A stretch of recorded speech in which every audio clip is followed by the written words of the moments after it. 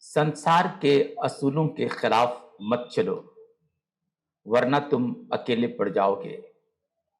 तुम्हारा साथ देने वाला कोई नहीं होगा।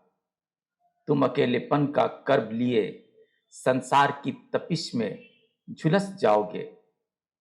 इसलिए वक्त के साथ साथ चलना सीखो। अपना मुकाम हासिल करने के लिए समय से लड़ना सीखो।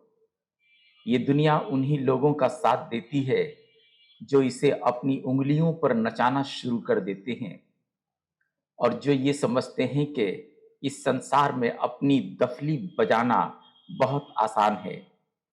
हाँ, हमें जिंदा रहने के लिए ये सब कुछ करना होगा।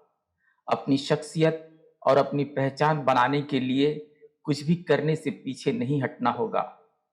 तभी हम एक कामयाब इंसान बनकर इस संसार के उफक पर चमक सकते हैं। तभी हमारे नाम का डंका बज सकता है। मगर याद रखें, इस दौड़ में गलत दिशाओं की तरफ न निकल जाएं, वरना वक्त तुम्हें अपने पैरों तले कुचल देगा। तुम्हारे ख्वाबों पर स्याह बादल मंडाएंगे और तुम्हारी जिंदगी अजीरन बन जाएगी।